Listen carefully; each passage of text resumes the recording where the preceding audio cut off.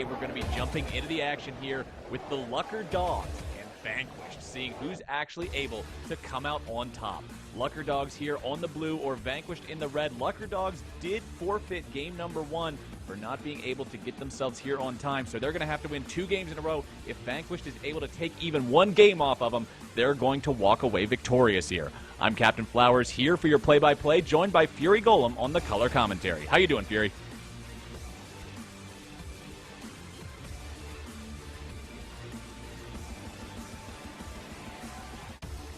Fury, are you there? Yes, I am. Sorry, technical issues. Anyway, yes, I am. This is going to be so fun to watch, and I really wish that we hadn't had that initial forfeit, because that is going to make this much less of a neck-and-neck race unless we can get an immediate win from Luckerdogs. That'll put it back up even and will put us in a position to get a final tiebreaker match. However, going into this, that is a very nasty handicap to have. Well, Luckerdogs have been a team this season that the biggest thing working against them is their inability to actually show up for games. They have an absolutely unreal rate of forfeiting, but they've got a great record for the games that they're actually able to show up to. So now that they're here, now that they're in the lobby, you could argue that they've gotten past the hardest part of League of Legends for themselves as a team. Now it's just about playing the game. And immediately, right off, they're just like, yeah, we want Lee Sin. Now, Lee Sin, as a champion, everyone knows this guy because he's been in the meta for 99% of the time that League of Legends has been a running game. Doesn't matter how hard they nerf this guy, he always comes back. And so here we have this champion who does so many different things, and the response we're getting from the other side is Tahm Kench and Elise. Now, granted, Lee Sin is and always has been a good pick, but is he first pick worthy when the options are those? Switching over that Tahm Kench for a Braum, and then over to Tristana, just going to fake me out all over the place, but those are 2 very, very nice pickups, both of these champions, right at the top of their lanes over and over again. Well, if you can call jungle a lane. Lee Sin and Elise going to be picked up for these early junglers. Both of these champions, the pocket knives of the jungle. They don't exactly excel at doing anything crazy. They don't facilitate making sort of any kind of specific team comp work, but they have a place just about everywhere. The flexibility of their kits allows them to fit in all over the place. Their powerful early and mid games allow them to scale their own teams and make the plays happen early and snowball that into a lead as the game continues onward. It's definitely going to be a contest between these 2 junglers to see who's able to have that early presence and be able to get the rest of their teammates ahead. And at the same time, Vanquished has set themselves up. I mean, when you pick Tristana, you know that the plan is to push turrets and go for late game, because that's what Tristana does. She is okay in team fights through the middle of the game, but her early game can be extremely lackluster. Her trading is passable in lane, but she suffers from a lack of sustained damage output. And apparently we're right back to lobby, because this game has not been tilty enough. As if the forfeit initially and the whole mess leading up to this, trying to get everyone into lobby and going, wasn't enough. Now we got to do it all again. Looks like we have some sort of issue with the champion selection process glitching out a little bit here over for the Luckerdogs. Hopefully we'll be able to remedy this situation, get the whole lobby going up and running again. Most likely with same picks. We'll have to see whether or not that ends up being the reality or not. But one thing we did see was Tahm Kench get picked up on the side of the Luckerdogs, and that's one thing that I thought was really surprising coming out from Vanquished, is the fact that we saw the hover come out, or Luckerdogs over on the red side, Vanquished over on the blue side, excuse me. We saw the red team hover that Tahm Kench and then switch it out for a Tristana. And that's really not something you expect to see so much. Tahm Kench has been a much more contested pick than Tristana has recently. I was really surprised to see them hover the Tahm Kench, let the enemy know that they were thinking about it, and then switch over to a much less contested pick, because then blue was able to easily pick up that Tahm Kench and take it away. And when you've got Lee Sin and Tahm Kench, that puts a lot of playmaking on the table. Those 2 champions both excel at very, very clutch situations. And so if you can put, even when you're behind, those champions work very well, but when they're ahead, they work so much better. And that's one of the reasons Lee Sin has stayed in the meta and why Tahm Kench will probably be in the meta for a very long time unless some drastic alterations to his kit come down. And that is, no matter whether you're behind or ahead, their kits work. And the best part is the snowballing. If you're ahead and a champion can get you farther ahead while still being able to play from behind, that's the best possible place for a champion to be meta-wise. We're back into the lobby for try number 2 with this crazy pick and ban process. If you're just now joining us, this is week number 2 of the quarterfinals of the Premier League playoffs here for House Party 5v5.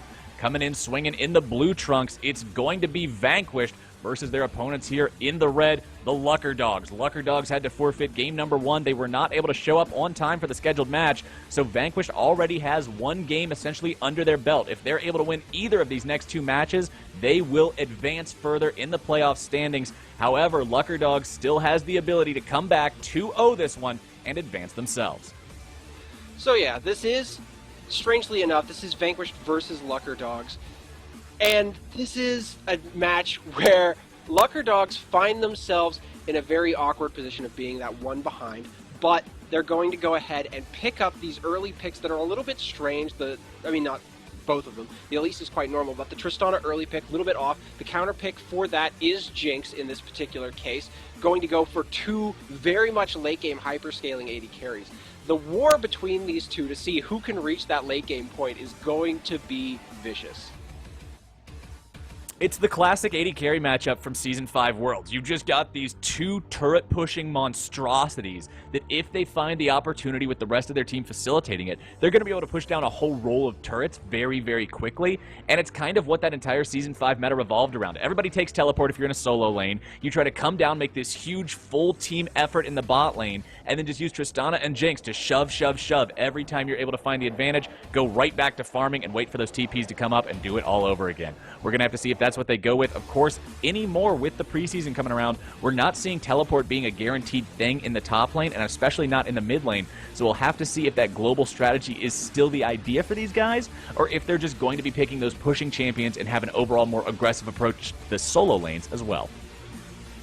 And this is, watching this champion select is so funny to me, because preseason 2016 rolls around and everyone loses their bloody minds. Everything is different, everyone's running weird stuff, Graves is in the jungle, just madness all over the place. And here we are, everything sort of settled down a little bit, and we're back to Worlds 2015, like you said, because it's, any champion here, just like Gangplank, he's back. Oh look, we're running Janna. What a shocking support. No one ever saw that coming. Oh look, it's Fiora and Gangplank. I could not possibly have anticipated that. Well, it's definitely going to be the matchup of 2 potential carries here in this top side. Marzion and Spanga are both going to have the ability to make some crazy amount of plays on these champions. The damage among these guys is absolutely around the same level that you're going to see from AD carries, AP carries in the mid lane, in the bot lane. Gangplank able to just delete entire teams with those barrels, and don't even get me started on that percent HP true damage that Fiora is able to output once she grabs enough AD under her belt. Okay, we finally stepped off the Worlds meta a little bit with this Ryze pick. Now, the person to play Ryze at Worlds, because he did show up, was Faker in the mid lane. So we have Alcantos almost definitely on this Ryze in the mid lane, and Faker destroyed with this pick. He absolutely cleaned up the lane and cleaned up the game. So hopefully we can see a similar performance from Alcantos bringing that same level of play, but as Ryze is not seen as much, we'll have to see if this is as practiced a pick for these guys. Vladimir now coming out as the hover here over onto the side of the Luckerdogs. If they lock that one in, they're going to be able to use him a little bit to survive against Fiora in the top side, but at the same time, Vladimir's not a champion who's very powerful early. He's definitely not a champion that's going to be able to threaten Fiora very well in the lane without the help of Surfon coming up there and having some sort of impact in that one as well. It looks like a little bit of trolling coming out here from Vanquished as they hovered the Fiora in the jungle there for a second. I don't know if that was something that they were intentionally trying to do or not. Just throwing it out there for everybody in the Twitch chat. Fiora jungle is absolutely terrible. Never even joke about trying that. It is the worst among the worst. But it looks like we will have Gingerfied squaring off with Womenis in that top side, and then Vlad versus Ryze in the mid lane. It's a lane that is going to require Spanga to play around the minions, make sure he doesn't allow Alcantos to get that angle to find all those overload combinations on him very quickly, because if Spanga allows Alcantos to be able to find his fights, to be able to take his engagements, Vlad does not have the damage early on or at any point in this matchup, really, to stand toe-to-toe with Ryze. He's got to take smaller engagements and make sure he's using his healing to ultimately come out ahead. And just to bait you out, they've switched it up one last time. It is going to be Wemenos on the Vlad in the top lane up against the Fiora with the Gangplank going mid, which is, I would think, the more sensible matchup because you're not going to have a good time as Vladimir versus Ryze in the mid lane. That's just not fun for you. Whereas the Gangplank can fire back a bit with his barrels, and Gangplank against Fiora, her riposte can counter his barrels, which can make her a very good pick into the Gangplank. I am glad to see they switched that up a bit. This should be a little bit better for the Luckerdogs in the direct lane matchup. Now, we're seeing Luckerdogs running the double teleport composition. I was so happy. If you've seen any of the casts that I've done since we've started doing this preseason, I was so happy to see how double teleport was dying off. It is the stalest thing. It really makes the game not about active early individual plays. It's just all about waiting for that one big explosion of a team fight in bottom. But it looks like Luckerdogs are going to stick to that Season 5 style Worlds meta of making the double rotation from the solo lanes into the bottom lane. Meanwhile, we're still seeing the top lane teleport come out from Gentrified for Vanquished, but at the same time, Alcantos will be running Ignite, going for a little bit of extra kill potential. Both supports also running those Ignites, not opting for any sort of exhaust, just wanting that early game snowball killing power. I am a little bit more of a fan of the double TP meta than you are, though that's not exactly hard. However, even in this case, I would have preferred to see the Gangplank on something a little more aggressive. Gangplank already has a global ult, and if you just let Ryze go to late game, even if you get some ganks off with Gangplank in other lanes and they're successful, you're still going to be up against something very, very nasty. And if Alcantos gets ahead with that Ignite, uses it to kill the Gangplank. Now, Gangplank, one of the things that makes him really strong right now is his heal scales off of his missing health. So he gets really, really low, and then he heals, and he baits you under tower, and you die, and it's horrible. However, if you throw the Ignite down on him, that low health heal just is not as impactful. And because you know he's going to do it when he's at low health, you know when to throw down the Ignite. And that makes it a very good matchup in the straight-up fight on the Ryze's side, getting him closer to that snowball. Both of these teams have 80 carries that can push like absolute monsters, and we've got 4 solo laners all around this game that are all also capable of putting this game on their back and straight up carrying. Combined with a couple of junglers that are going to be looking to get into the lanes early and often, this game should prove to be nothing less than explosive. Stay tuned, we're about to hop into this loading screen, and once we get back, we are going to be live for the first game actually being played between Vanquished and the Luckerdogs. It's House Party 5v5, it's Premier League playoffs. Stay tuned.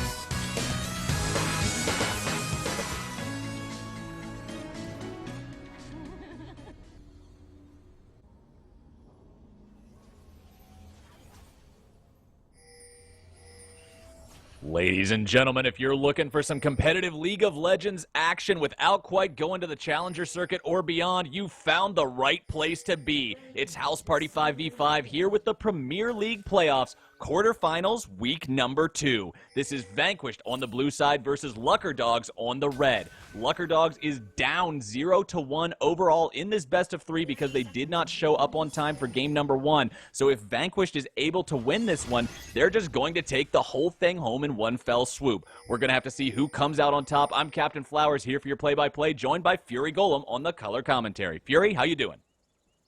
Just crazy interested to see how this plays out from a personal perspective, if nothing else, because the way these two teams have drafted, you've got the overall advantage almost, I think anyone would agree, on the blue side. These champions over on that side are all consistent, very high performers. None of these champions perform badly on any kind of regular basis. However, you have more of an initiative advantage over on the red side, where you've got these champions like Gangplank who can do crazy plays, him, Elise, and pull off so much damage and turn fights around so quickly that if you can put yourself in an advantage spot, you can push the game very, very quickly, along with that Tristana.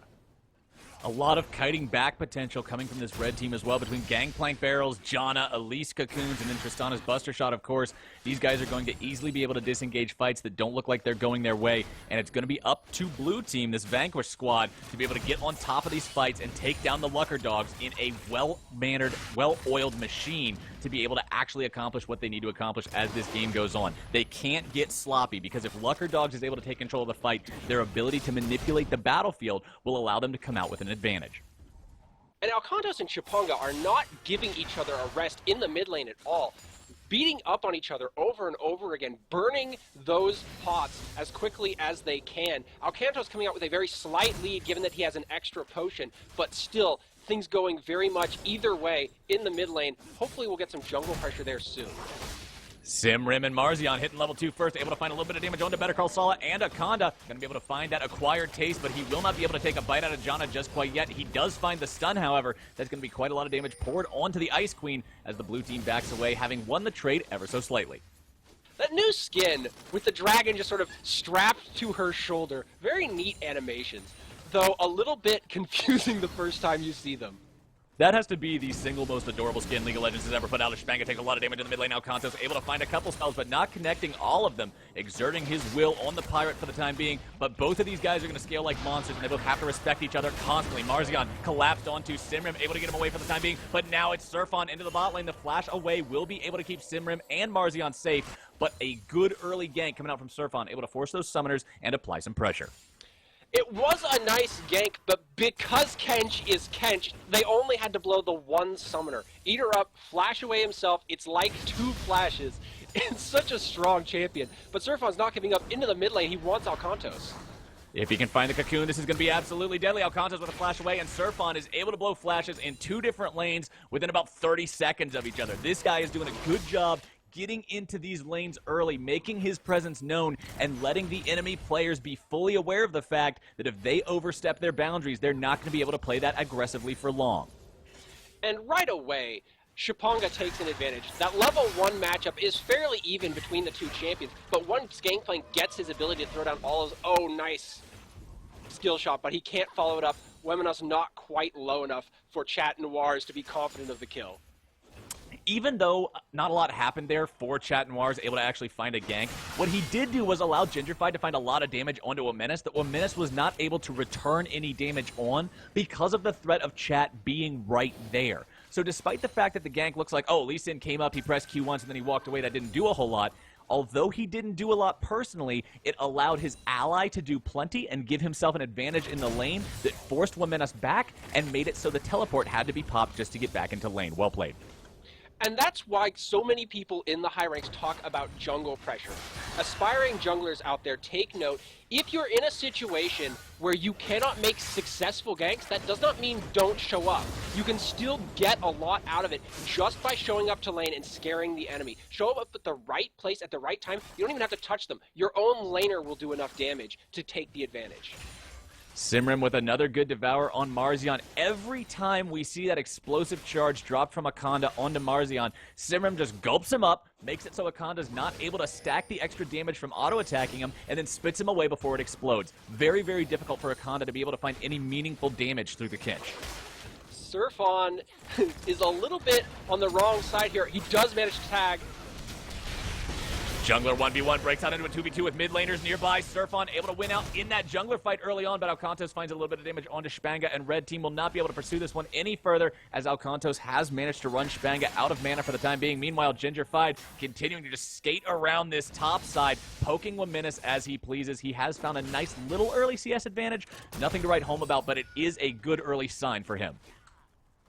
Really, the only thing you can do against a Vlad early on, unless you have a lot of jungle pressure or a very mismatched skill situation, is try to keep him down in farm so he does not become that monster late game. But, because even just a little bit, wow, that's a lot of damage down both directions. Alcantos continuing to shove up this mid lane. Despite the fact that it looks like he's got quite a strong position in this lane, he doesn't actually have that much of an advantage in terms of CS. Popping the LT, able to find quite a bit of damage onto Spanga. Now Spanga trying to farm up under turret, but it's going to be a little bit difficult to be able to do that as Alcantos finds Overload. He finds the Ignite. That's going to be first blood. Going over to Vanquished. The mid laner takes down his opponent in the solo situation under his own turret, no less. Doesn't matter how many juicy minions are waiting there to be farmed when you're too dead to farm them, as now Gingerfied able to find the grand challenge onto Wominus. It's going to be Hemoplague dropped as well. There's the riposte. He's not going to be able to reflect that damage. Wominus walks away. Gingerfied not able to find the kill. Still 1-0 as Vanquished gets on the board 7 minutes in. And Gingerfied still has both summoner spells to Wominus's nada. So that's going to be very, very nice in lane for that. As well, if this bot lane keeps pushing, the Fiora could potentially come down and make a nice gank against the Janna and the Tristana. Vanquished is doing well across the board. They've got CS scores that are relatively even in both the AD carry and mid lane positions, but the difference in this game right now in terms of farm is the top lane, where Vlad's 35 is really starting to pale in comparison to the 54 that we're seeing on Fiora. Vlad has to make sure he doesn't fall too far behind, because with the carry nature of these champions, neither one of them really offers a whole lot to their team. Yeah, you have the Hemoplague amp damage. Yeah, you have Fiora's ability to heal people as long as she procs one hit on that ultimate.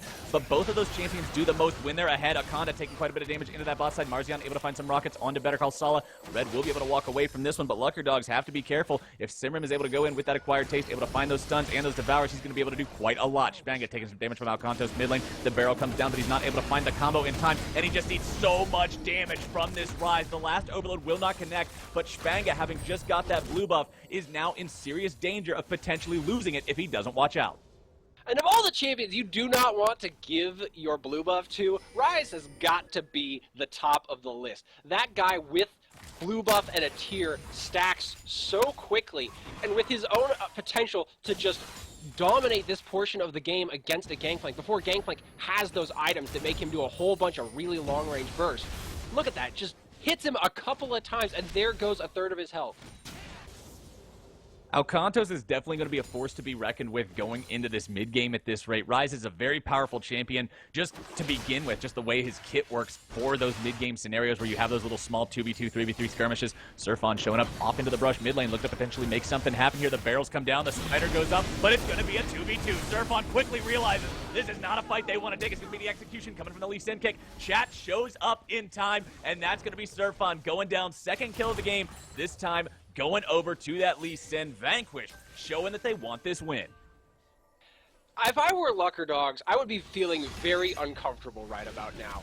They came into this with champions that had to do well in lane pretty much. So much of the champion select went in favor late game of Vanquished that Luckerdogs kind of had to pull something out, and wow, here goes Gingerfied on Wominus right away.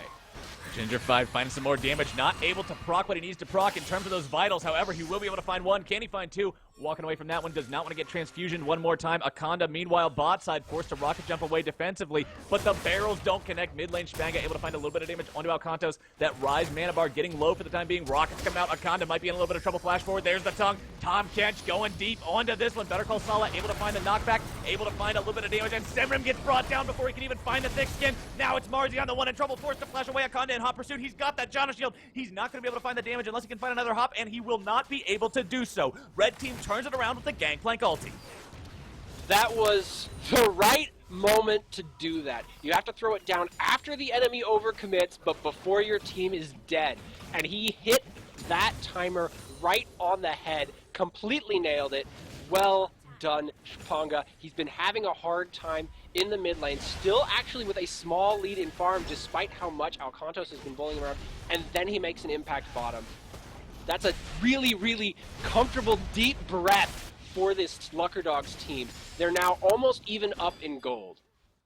Now, the thing is about these solo lanes for both teams, I was talking about it a little bit earlier, they don't really have a whole lot of use if they fall too far behind. We've got 4 carry solo laners in this game. We don't have any utility-style champions. There's no Lulus, there's no Malphites, there's no Maokais. These guys need to not fall behind in order to actually have some sort of impact, some sort of say in the way this game plays out. But the nice part about Shpanga is the fact that if he does fall a little bit behind, if he is not winning out in that 1v1, he has the ability to contribute to other lanes using the ultimate, as Alcantos finds a lot of damage onto him very quickly. Not even able to connect with all of it, but he's still getting so much damage down. 1 minute, tops the pool. Chat Noir is looking to go even deeper. Gingerfied goes in. A little bit of a miscommunication potentially, as 1 minute's going to be able to find the kill onto Chat Noir. And now it's Gingerfied diving even deeper to take down 1 minute. Ultimately, a 1-for-1 top lane. Could have potentially gone a little better, but the miscommunication makes it come down even. Alcantos takes down Shpanga in the mid lane. In the meantime, another solo kill for this Rise. The Ignite pays off once more, but here comes Surfon. Surfon looking to be able to make this a cleanup, but instead he's the one getting mopped up. You can't underestimate how powerful Rise is. You can't underestimate Tristana either. Akanda takes down Marzi on bottom side as Better Call Saul and Akanda have an advantage for themselves. They're finally able to push a little bit on towards Vanquished without any actual ability of Vanquished to defend against it. The turret's going to take a lot of damage. Between that Janna shield and Tristana's ability to actually load that charge onto the turret itself, this is likely going to be the first objective taken of the game, which will make that gold advantage actually swing slightly into the favor of the Luckerdogs. But all the same, that is a very, very fed Alcantos. 3-0-1. He's gotten through the Rise weak point. He has his Rod of Ages. It's all easy times from here by comparison. Shpanga, those barrels just are not doing enough to this champion. Alcantos, with that Rod of Ages, will heal relatively well. And while Shpanga does have a little bit of breathing room now that the Ignite is down, he cannot take a moment and be lax in his guard against Rise. Gingerfied continuing to find favorable trades against Wamenis in this top side. Surfon nearby, hoping to bait Ginger in a little bit too deep, collapse onto him and make the kill happen, but they will not be able to do so. Ginger just playing it out safely, farming up, doing what he needs to do. This is a very, very close game. The turret take coming out for Luckerdogs actually puts them slightly ahead in terms of gold, and now with Akanda topside, if Gingerfied goes too deep, it's going to be Wamenis and Akanda able to push a lot of damage onto this turret. At the same time, we've got Vanquished sort of kind of doing this dragon. They've got 2 people down here, and they should be able to take it. It's a little bit slow, but there's no one there to stop them. There's so much of Luckerdog's strength up in the top lane. 4 members top for Luckerdogs. Better Call Saul looking to stop Gingerfied's escape route, but he's not going to be able to do that very easily. Ginger puts a lot of damage down onto him in return, and it's going to be Luckerdogs forced to just settle for the turret. They won't get the Fiora as well, but they're going to go up 2 turrets to 0. Yeah, but that's about to turn around here. Run, Shpanga, run! Chad Noir is able to find the gank onto Shpanga, but he's between 2 turrets, and that's not where you want to be. Forced to flash away to try to even keep himself alive, and he won't be able to do that. Chad Noir goes way too deep and dies way too fast. Shpanga able to find a kill onto that one as the rest of his team continues to push topside. That is going to be the tier 2 turret top dropping on the side of Vanquished. Vanquish gets a little too overconfident about their position, sure that they can take out Shpanga. They run Jinx, Marzion on Jinx, all the way down to the bot lane to take that tier 1, and they lose a tier 2 in the top lane for their trouble. That's a very nice turret advantage for Luckerdogs, and now they're all mid. Excellent rotations by this team. They should be able to take this. It will be very hard for Alcantos to burn down this wave without getting too close to them. Alcantos gets close, able to find a lot of damage on the Surf. The AoE is absolutely massive. Better Call Saul keeps the guys alive for the time being, but they've got to back away, fearing the Vanquished collapse. Gingerfied shows up, but it's not in time to do anything, and that is the power of a Rise, taking down a grouped-up enemy team. Now, it's Vanquished with the ability to potentially make a counter-push. Shows what I know about Rise. That was devastating. Want to see a magic trick? There go your health bars. That was absolutely well done coming out from this Vanquished mid laner. Alcantos is 4-0-1. He knows how fed he is. He knows how much damage he's able to output. And the sheer shock and awe of that burst is enough to repel Luckerdogs and keep that middle turret standing. Shock and awe is right. I'm still reeling, and I don't even have to deal with this guy. I cannot imagine what Luckerdogs must be thinking right now. That's definitely going to rock you back on your heels, even if you are confident as a team. So take a deep breath, step back. You got some turrets. Don't push it so hard next time, maybe. We've still got a dead even game right now. Kill advantage, farm advantage goes over to Vanquished, but turret advantage goes over to Luckerdogs, and it results in the game just being completely neck and neck as Akanda able to find the collapse onto Marzi on the Gangplank. Ultimate is down, and the auto attack going to be able to finish him off. Akanda calculating that one perfectly, able to 100-0 his enemy AD carry with the help of that Spanga ultimate. Alcantos has been wrecking in the mid lane, but Luckerdogs has had the team coordination to answer. That has been what's keeping them in this game, and ultimately, if you head into late game with an advantage that is your ability to team fight, oh, Simrim getting a little bit low, but he is Kench. Even if they went in on him, he does have that shield. He'll be able to walk away for the time being as Luckerdogs continue to apply the pressure across the map. Right now what we're seeing is a very answer-based style from Vanquished. They're not actually able to find any plays of their own. All their rotations, all their movements are in response to what Luckerdogs is doing. Luckerdogs has taken the reins this game, and they are not letting go anytime soon. They're deciding where the plays are made and how the plays are made, and it's up to Vanquished to be able to read them one step ahead, catch them out, take them down, and then swing that momentum over their way. And while Alcantos has been doing very, very well in the mid lane, Chipanga has hit that Triforce point. He's got the Trinity Force. He's got that extra damage the Gangplank really needs to be an effective power. But I would be a little nervous about this 2v3 right here if I were Luckerdogs. You do not want to mess with that Alcantos unless you have an absolute way of locking him down. 100%. If there's a 5v5 going off, they need to make sure that Alcantos is just being deleted immediately. He's so much of the threat coming out from this Vanquished team. If he's allowed to stay alive in these team fights, he's going to do so much damage, it's going to be absolutely crazy. Spanga might be under a little bit of threat from Simrim. He will be able to use the oranges to get himself away if Sim goes a little bit too deep. Surfon able to find the stun, and Marzion Zap will not connect in the backdrop. Chat Noir is going to find a little bit of aggression here on to Better Call Saul, able to find Sonic Wave. There's Resonating Strike, goes a little bit deeper. Will not be able to go any deeper than that, though. A well-placed Tornado gets them out of trouble. Honestly, in case of a 5v5, Luckerdogs should probably just call it, because they do not Spang in a lot of trouble. He's locked down. He's kicked backwards, and that is going to be one dead Pirate. Alcantos unstoppable. 5-0-1 on this rise, and this is the momentum take I was talking about for Vanquish. They're now the ones in charge. Better Call Saul cut down in his prime by Gingerfied on the steps of his own base even. No mercy coming out from Vanquish as they're 5 men strong, looking to potentially break this middle lane inhibitor turret, or just rotate down bottom and take the essentially free tier 2. I was talking about how Luckerdogs don't want to take a 5v5. They do not want to take a 3v5. That was a complete obliteration of their team. Alcantos picks up their blue on the back of it, and here they go for this tier 2 turret, trying to take the turret advantage for themselves after that just glorious play in their favor.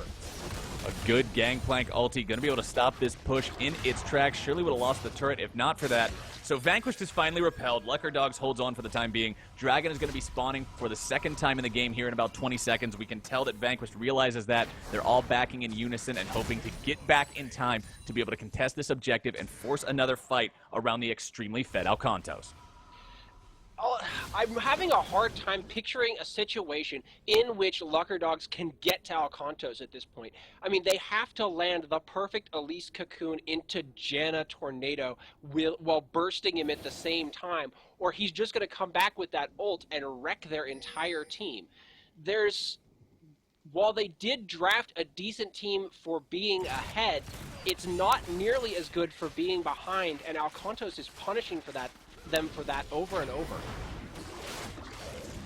Luckerdogs poised up around the dragon, but it's Vanquished moving their way in as well. Gingerfied's not here. He doesn't have a teleport either. So if this fight breaks out in full force, Vanquished will have a numbers disadvantage as long as Luckerdogs gets there first. It looks like, however, Vanquished will be able to take that dragon nice and easy, go up 2-0 in that department. Now they've still only got a 1,000 gold lead for themselves, but they're slowly accumulating those intangible dragon bonuses that could ultimately result in an aspect if this one gets drug out that long. It's potentially a 38-minute 5 dragons, which is pretty far off in the future at this point. It would take some pretty good play by Luckerdogs to drag it out that long with the way Alcantos has been snowballing. There's all 5 of them there, but they just can't get onto him. They don't have the tools to close the distance, and what champions they do have, while decent at brawling, cannot stand up to him when he's, like he said, 5-0-2. Luckerdogs' team composition absolutely is at its best when they're engaged on. They've got disengage tools, they've got peel tools, they've got kite back tools, they've got zone control tools. What they don't have is real engage. Wamenis able to drop the Hemoplague onto Gingerfied, but the flash away, he's going to be able to dash over the wall, and he's just fine. They don't have the ability to actually get in on these fights. The only initiation tool on this Luckerdogs squad is Elise's Cocoon. Meanwhile, you've got other ability to initiate on this blue side. Chat is able to find some damage onto Surf on, and now Wamenis might be the one in trouble. Gingerfied gonna be able to collapse into that one, able to find the lunge, able to find the damage, and now Kantos dominating, takes down the Vladimir, but now it's Vanquished who might be in a little bit of trouble. A good riposte keeps Ginger alive for the time being, but the flash forward able to take him down. There's the shutdown damage. Spanga has slain Chat Noirs. That's going to be a 1-for-3 coming out in favor of the Luckerdogs. Overextension from Vanquished. They go too deep between 2 towers, and there's no way out except the hard way out. Marzion, now the one who might be collapsed on by Surfon if he can find the Cocoon, but it's not even going to be Luckerdogs caring about that. They want Baron. This is an incredibly early Baron, 22 minutes, and they don't have any of those really great turret-taking champions. Sala already dead. Surfon now eating rockets all day long. Double kill coming out from Marzion. Spanga gonna be the next one in trouble. It's a triple kill coming out for this blue side AD carry. Marzion with the flash forward, able to take down Akonda with one more auto, and that, ladies and gentlemen, is a quadra kill off of a very poorly called 22-minute Baron. If anyone wants to know what bad life choices looks like, that's it right there. That was a very early Baron with no one on their team capable of taking that down quickly. They don't have a Kindred, they don't have a Vayne, they don't have a Callista, they don't have any of those great champions for taking down a Baron, and they suffer for it. That's a quadra kill for Jinx. In case you're wondering, that was a 0-2-2 Jinx previously. Now it's a 4-2-2 Jinx. That guy's gonna get a lot more dangerous. This is no longer a 1-threat team, this is a 3-threat team. You have that point in the game. Fiora has her Hydra, and she almost has her Cleaver. As soon as she gets that Cleaver, that's when she becomes a really, really nasty threat to deal with. This Jinx, off of those kills, should be able to pick up her second item. Oh, Gingerfied into the middle of everyone, able to find a riposte, block quite a lot of damage with it. Now Marzion and Chat Noirs waiting to try to get their ally away safely. They've got everybody here except Alcantos. They need to wait on him before they force the fight, and he's looking to come up for that pincer attack right here, right now. He does get into range, but it's not in time to actually collapse onto these guys. Luckerdogs able to retreat to their tier 2 turret in time, but now they're once again on their back legs trying to defend against Vanquished push. They got themselves so much when Alcantos overextended and they grabbed him up with their burst damage, but I would expect him to be much more cautious this time, and he's already stacked up that Seraph's Embrace, so he has that extra shield to come in if he does get engaged on. Speaking of getting engaged on, it's becoming more and more apparent as this game goes on. There's not an exceptional amount of engage in this game. We already talked about how there's only essentially the Elise Cocoon for Surfon coming out from the Luckerdogs, but even on Vanquished, Ginger can go in, Chat Noirs can go in, now Kantos might finally be collapsed upon, and that's the catch out that Luckerdogs needed. They shut down the big man, Rise finds a death, and now Luckerdogs has 42 seconds to get something done. Quick, Luckerdogs, go for Baron again! No, they're going to take mid-tier 1. Much more sensible choice at this point in the game. Get that turret that they wanted so much earlier, and which first revealed the insane amount of burst damage that Alcantos could put down on their team. This time, it should be much, much easier to take. Blue turret destroyed. They finally claim that outer tier Vanquished mid lane turret as Simrim eats a lot of damage. It looks like Luckerdogs may be able to go a little bit deeper until Marzion unloads rockets into the entirety of that minion wave. 1 minute potentially in a lot of trouble. Chompers will not be able to connect, but that rocket plus the red buff is so much slow and so much damage that Luckerdogs are forced back in full force. Chad Noir is trying to go a little bit deep into the backdrop. Surfon up and over, getting away to those chickens to keep himself alive for the time being. The rest of his team is nearby. Chad doesn't want to go any deeper for the time. It's going to be Better Call Sala eating the Sonic Wave. Resonating Strike will not be able to connect in time. Spanga finds a lot of damage on that barrel onto Chat. Meanwhile, Ginger-fied bottom lane knocks down one turret and heads for another. Fiora in the split push, she's not necessarily the best champion at knocking down turrets, but she's very, very good at clearing out waves and fighting anyone who comes after her. So she can just push over and over and over again, and if you're a little bit behind on one rotation, that's exactly what happens. Down goes your turret. We can see across the board in the CS department, numbers really starting to go in the favor of Vanquished. Fiora's up 42 over Vlad, Rise is up about 15 over Gangplank, and Jinx up about 30-something there over Tristana. Every single one of these guys ahead of their counterpart in CS. The jungler's actually dead even at 64-64, but Vanquished really showing where that gold lead's coming from. It's not just the kills, it's not just the objectives, they're making the farm happen too, making sure they're in the right places at the right times to find as much gold as possible. And we've been talking up the advantage that Vanquish has had for the majority of this game, but really it's a sign of how close the game is when your massive goal, minion lead off to the side is 50 CS. I mean, that is a sizable lead, no doubt, but it is not the kind of devastating lead that one often sees in the current meta, where things are so one-sided once someone wins lane. It's still only a 3,500 gold game, absolutely. This game could go either way, it just depends on who plays it better and who's able to actually find a fight that favors them. That being said, I've said it before, I'll say it again, it's always going to be Vanquished who can find the fights easier just because of the fact that Luckerdogs didn't draft any initiation. They've got to have Vanquished run into them. They've got to set up the fight after Vanquished goes too deep. Simrim taking a lot of damage nice and early here as Surfon comes out and eats Toast, but forces out the flash. 1 minute, able to find the Teemo Blink, able to find plenty of damage, and now Kantos is brought down once again. Chad Noir is looking to snipe Better Call Sala into the backdrop, gonna be able to do that, but Ginger-fied also takes down Akanda in the middle of everybody, and Simrim saves him. That's the power of the Kench, baby, and Vanquish takes down 4. They're about to take down 5 for a fight that starts off with bringing down Alcantos. That could not have gone worse for the Luckerdogs. It looked so promising for them right off with this Alcantos catch, but then they were split around the chickens, and Marzion, those kills did so much for him.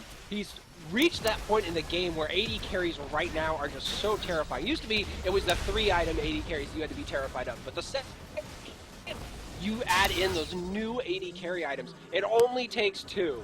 You get 2 of those items and you can start ripping a team apart. First inhibitor of the game will be dropping now at the 28-minute mark. Baron is up. Extra map pressure has been applied in favor of Vanquished, and now Luckerdogs has to reassess their situation, find a way to hang on. Remember, Luckerdogs forfeited game 1. If they lose this match, they're done, and Vanquished goes on to the semifinals. And as much as I want this to go to a tiebreaker game, just for the tension and the excitement of it, I do think that Luckerdogs came into this perhaps a little overconfident in champion select, because the team that they drafted has holes in it. It doesn't have any engage, it requires the enemy to engage on you, and it doesn't necessarily have the lockdown to deal with someone who's ahead. They've managed to take out Alcantos, but as you've talked about several times, this is a 3-threat team from Vanquished. Both of their solo laners are hyper carries, and then there's Jinx, who, if you're going to talk hyper carries, she's pretty much the one. Blue team now, Vanquished, looking to set up around this Baron area, clearing out wards and making sure that if red team makes a mistake, they're able to immediately capitalize. Luckerdogs can't make any more mistakes. We're at the point in the game now, they're 5,000 gold down, they've lost their middle inhibitor. They're not out of the game yet, but one more big mistake, one catastrophically lost team fight is the difference between being able to win and just waiting for the slow bleed win to come in from Vanquished. And Vanquished isn't afraid to go for that either. They're playing around this Baron. They really, really want Luckerdogs to engage on them or to try and check this Baron, and Luckerdogs is having none of that. They finally start the Baron, and here comes the Gangplank ult. Gangplank ult gonna drop into the middle of everyone. Marzion losing a little bit of HP from that one, but the barrels will not connect, and now Sala, the one in trouble. A good tornado stops Chat from coming in any deeper. 1 minute now, the one on the front line. The Ignite is dropped, and Gingerfied into the backdrop, able to find the kill on Shpanga almost immediately, but then he's stunned up. Riposte keeps him alive, still in the speed zone, and Shpanga takes down Gingerfied, but dies in the process. Shut down onto Marzion, and this is Luckerdogs' fight that they're about to run away with. They're able to find a 2-for-1. However, Chat and Alcantos, both barely hanging on to life, are not going to be able to stick around too much longer. But I don't think they've got what it takes to deal with Baron. Like, maybe if there was no opposition, Alcantos is back, and he does not have teleport. The cost of running Ignite in the mid lane, this is a very risky play at Baron, again by Luckerdogs, but it looks like they may actually pull it off if Lee Sin cannot get the steal over the wall. Noir's over the wall. Can he steal it? The answer is no. Surfon takes a big old bite out of Baron, and Vlad takes down Lee as a bonus prize. This is Luckerdogs going from the cusp of oblivion back into the potential ability to win this game. That stop there, the tag by Surfon to keep Gingerfied from just deleting Shpanga, until that came in, it was a completely one-sided, full health Gingerfied about to slaughter Shpanga. One thing about Gangplank, he might be really, really good at that poke game, and his burst AoE might be ridiculous, but if you can engage on him with a really, really damage-intensive champion like Fiora, she can kill him very, very quickly. That fight was just absolutely crazy, and when the dust settles, it ends up being the Luckerdogs who are on top.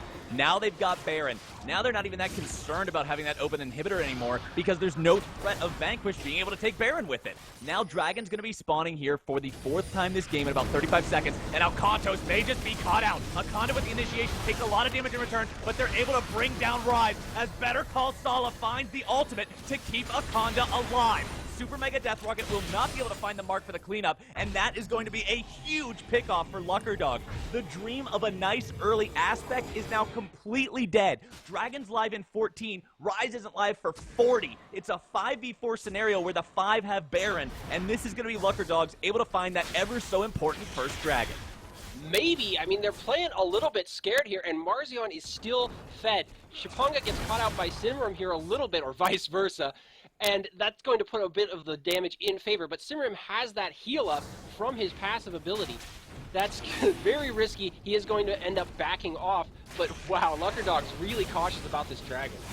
Chat Noirs does have Flash up and available. He might try to go for that one, but wisely pulled out and away by Luckerdogs. They will take that Dragon. The game's still only 1,000 gold apart. Luckerdogs does not want to lose this one in effectively a 1-0. They're looking to hang on and take it to game number 2. Gingerfied is on split push patrol. He wants Weminus, but Weminus wants him as well. And Weminus does finally have that Rylai's Crystal Scepter, which makes it a little bit easier for him to kite around. Now, Fiora is one of the harder champions in the game to kite because of her ability to constantly dash, but even so, it gives him the potential to not simply be chased down and killed by her. Alcantos rotating his purple self into the bot side as Simram gets a little bit cut out by Surfon, but with Chat Noirs nearby, they're going to be able to keep alive for the time being until Marzion is flash stunned over the wall. Simram with a beautiful save, but now Chat is in trouble. 1 minute, able to drop the Hemo plate. That's the first kill coming out in favor of Luckerdogs. It's Spangler with a barrel kill. Marzion dead. Simram's about to fall. Gingerfied in the middle of everybody, but Riposte can't save you from this for too much longer. It's Luckerdogs looking to break the enemy base. Vanquished, what are you going to do now? I am completely at a loss for words at how things have suddenly shifted. Luckerdogs throughout the game have had the better team coordination. They have worked together to pull out their advantages rather than relying on those solo plays by a single player.